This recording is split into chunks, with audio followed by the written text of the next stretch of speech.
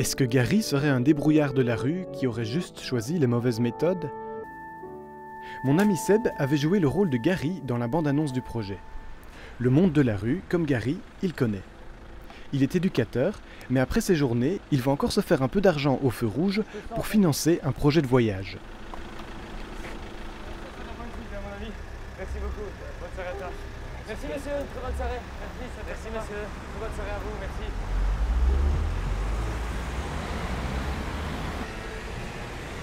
Seb peut comprendre Gary, et on a eu l'occasion de pas mal en discuter.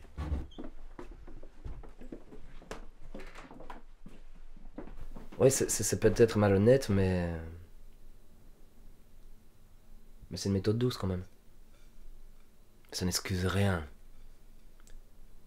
Mais je veux dire, entre un gars qui lui a braqué une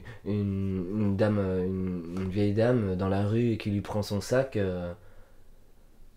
et Gary qui monte tout son théâtre, je veux dire, pour moi j'ai plus d'attachement à Gary, quoi.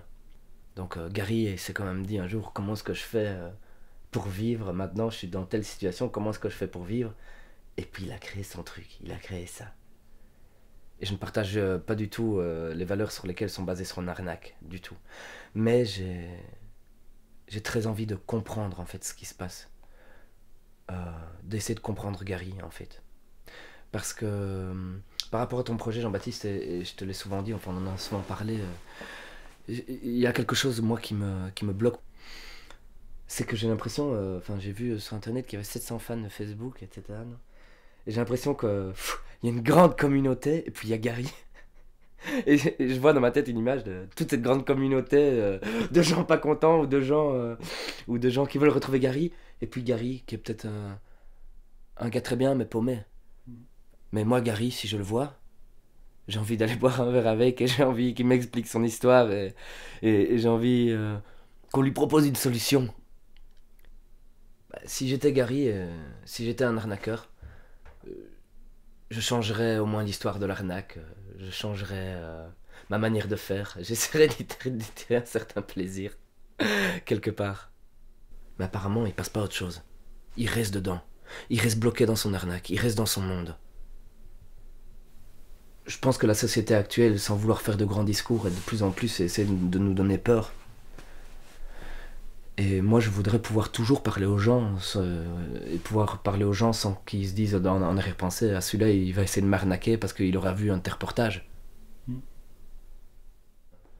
Mais je pense que si réellement un jour, Jean-Baptiste, tu es dans la merde, et que réellement t'as volé ton sac, que réellement t'as plus de fric et que t'es en Finlande, et que tu cherches quelqu'un pour t'aider dans la gare, et que t'expliques de manière totalement vraie ce qui se passe, et que la personne refuse parce qu'elle a vu ton projet.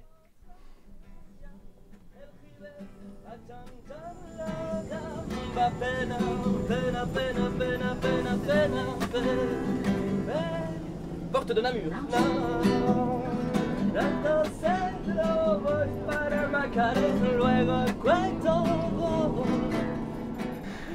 Je t'ai dit tout ça parce que l'autre jour, j'ai donc rencontré une dame avec ses 2 enfants, et on a commencé à parler, à partager nos vies. Et 2 petites minutes très précieuses, très pures, comme ça, sans méfiance.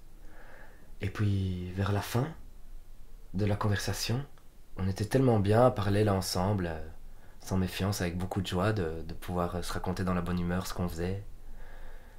J'ai pensé à ton projet. Et j'ai pensé à Where is Gary, et je me suis dit, waouh, si les gens commencent à se méfier et ne se permettent plus de moments comme ça, c'est très triste. Et j'ai eu beaucoup d'émotions à ce moment-là. Et je me suis dit que je devais absolument te le dire.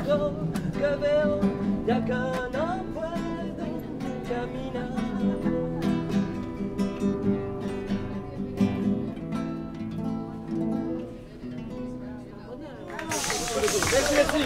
Merci à notre Rouennais, merci au peuple péruvien qui est là, représente. Merci beaucoup, merci, super sympa.